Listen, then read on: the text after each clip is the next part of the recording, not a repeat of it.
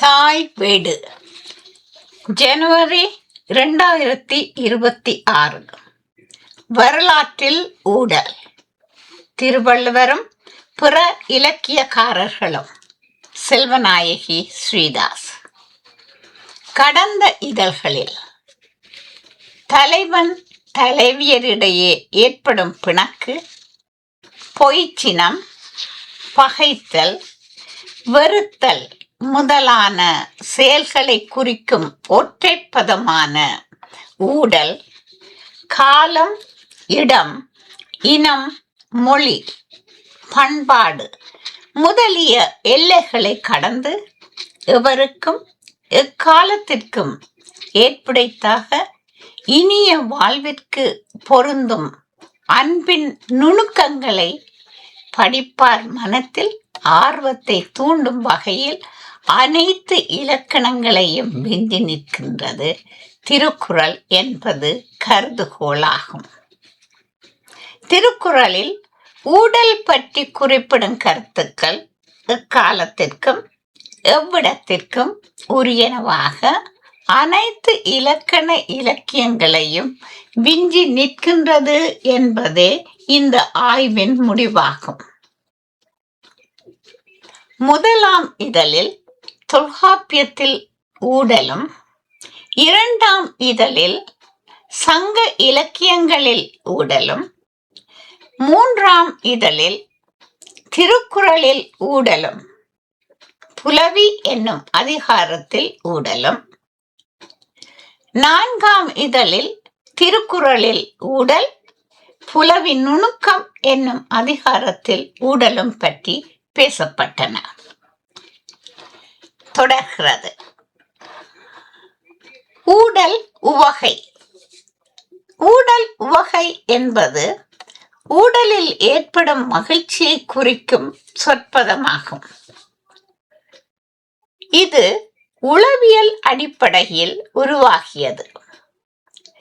நடத்தை இயல் மேலை தேசங்களில் பொது ஆண்டின் பின் 19ஆம் நூற்றாண்டளவில் தோன்றி வளர்ந்தது. தமிழ்நாட்டில் இந்த அறிவியல் கலை பொது ஆண்டுக்கு முன் 7ஆம் நூற்றாண்டளவில் தோன்றி வளர்ந்து விட்டது. தொல்காப்பியர் இதனை மெய்ப்பாட்டியலில் விளக்கியிருக்கிறார்.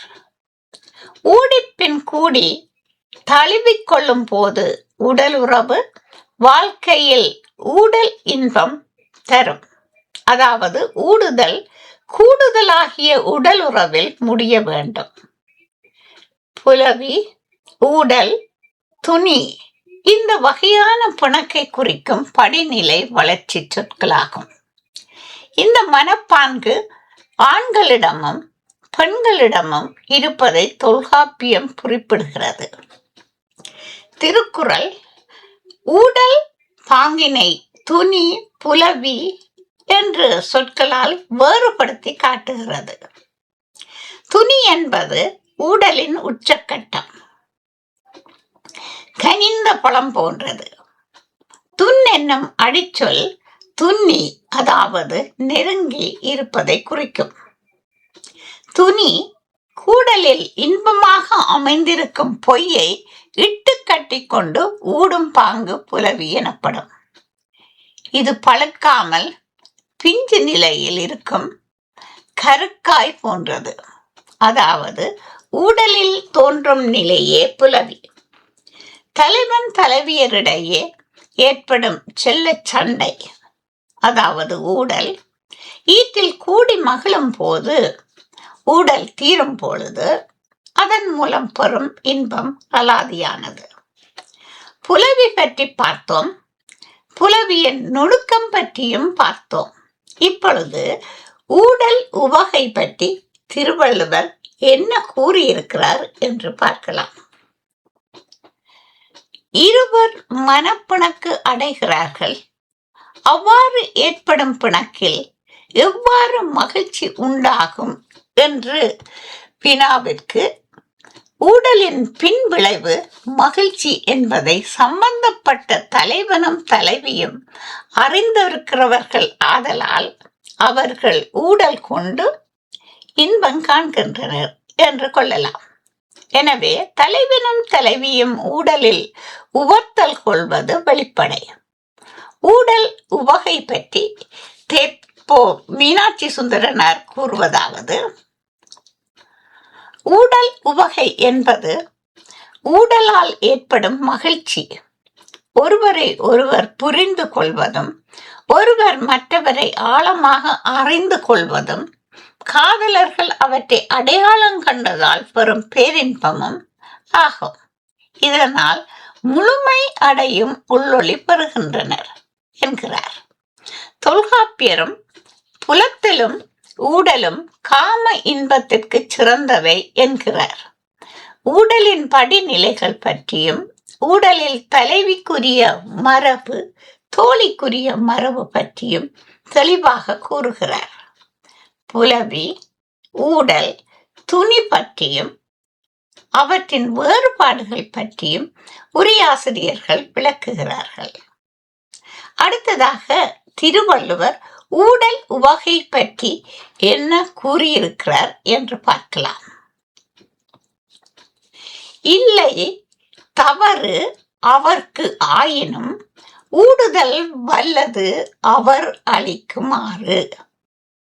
இது திருக்குறள் 1321 நூற்பா. பரிமேலழகர் ஏனைய உரைகாரரிலும் வேறான ஒரு உரை தருகிறார். தலைவன் தவறு செய்யவில்லை, தலைவி காரணம் இல்லாமலே தலைவனிடம் புலக்கின்றாள், ஏனா அவ்வாறு செய்கின்றாய் என்று தோழி கேட்கும் வினாவிற்கு தலைவி நகைத்தபடி அவரிடம் தவறில்லை, ஆனால் யான் எய்தற்பாலதாய இந்த தலையலி ஒளிந்தாரும் எய்துவர் என கருதி அது பொறாமையால் வந்த ஊடல் என்கிறாள். ஊடலில் தோன்றும் சிறு துணி நல்லளி வாடினும் பாடுபெறும். திருக்குறள் 1322. இக்குறட்பாவில் தலைவி தான் ஊடுதலால் தலைவனிடம் உண்டாகியிருக்கும் நல்ல அன்பு வாடிவிட காரணமாக இருந்தாலும் பரவாயில்லை, அது பெருமை பெறும் என்கிறாள். புலத்தலின் புத்தல் நாடு உண்டோ, நிலத்தொடு நீர் இயைந்து அன்னார் அகத்து. இந்த நிலத்தோடு நீர் கலந்திருப்பது போல அன்புடைய காதலர்களிடத்தில் ஊடுவதை விட இன்பம் தருகின்ற தேவர் உலகம் இருக்கின்றதோ என்று ஐயுறுகிறாள். அதாவது ஊடுதல் அத்துணை இன்பம் பயப்பது, ஊடுதல் தேவருலகை விட சிறந்ததாக தலைவிக்கு காணப்படுகின்றது. புலவி விடா புலவியுள் தோன்றும் என் உள்ளம் உடைக்கும் படை. திருக்குறள் 1324. காதலரை தழுவிக்கொண்டு விடாமல் இருப்பதற்கு காரணமான ஊடலுள் என்னுடைய உள்ளத்தையும் உறுதியையும் உடைக்க வல்ல படை தோன்றுகிறது என்கிறாள்.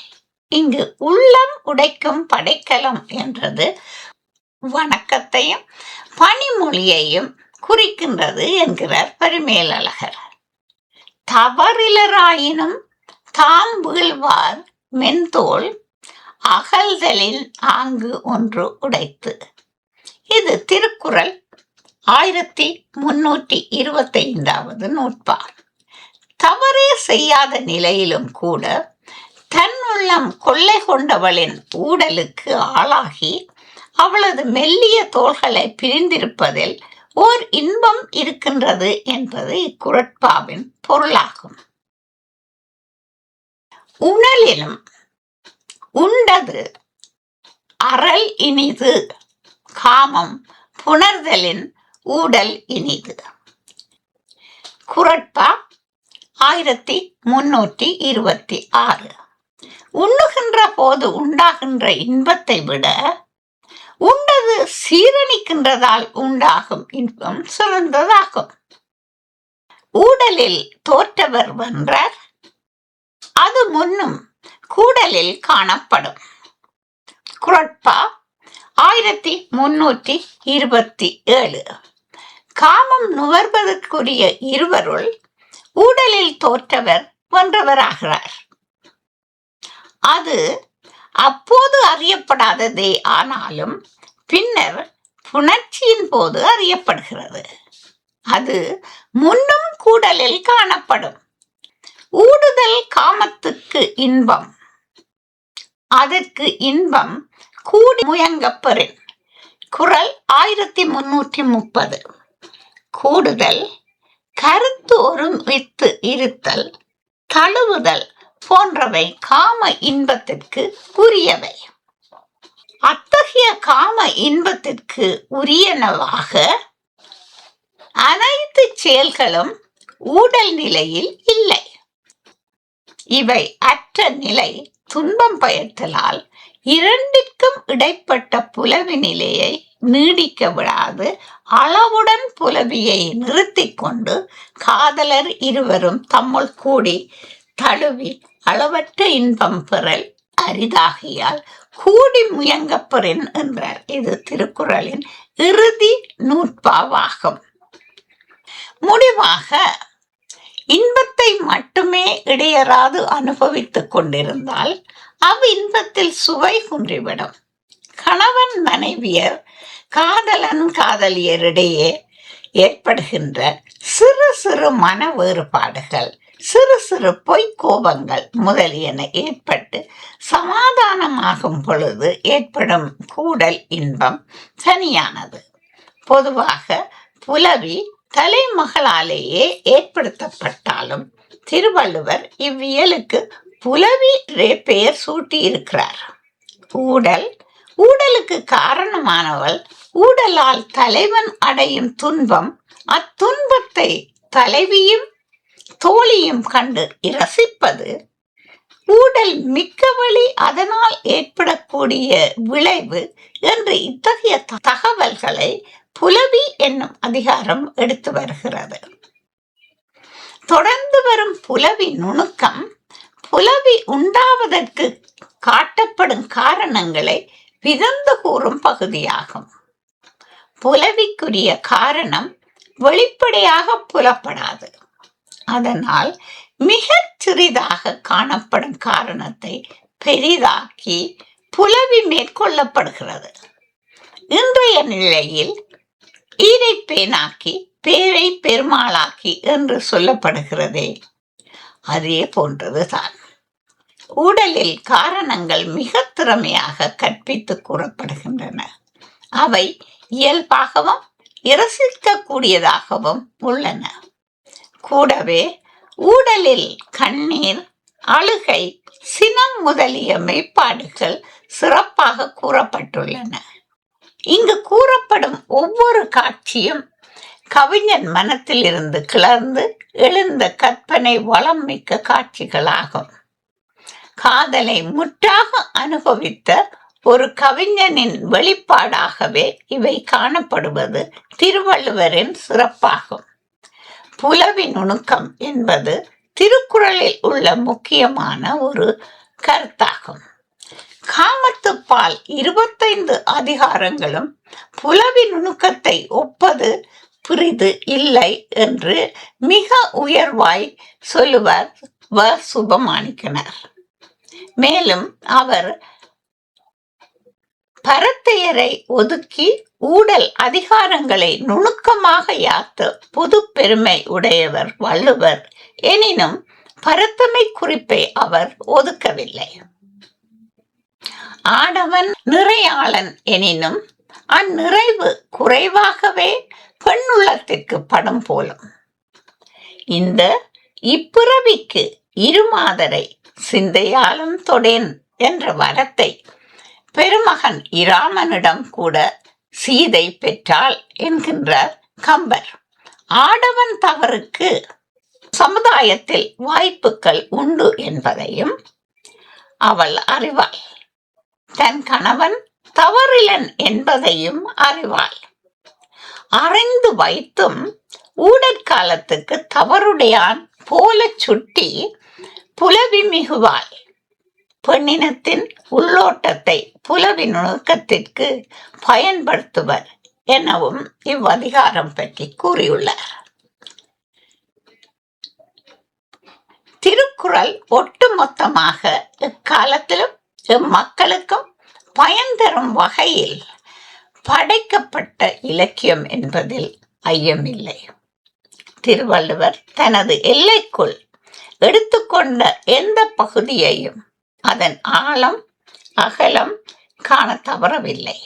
இவ்வகையில் வள்ளுவர் இன்பத்தை காண விளையும் மனிதனின் உடல் இன்பத்துடன் உள்ளத்து இன்பத்தையும் கொண்ட ஊடல் என்னும் வாழ்வியல் பகுதியை மிக நுட்பமாக கையாண்டிருக்கின்றார். இந்நூல் பல்வேறு மொழிகளில் மொழிமாற்றம் செய்வதில் வியப்பு எதுவும் இல்லை.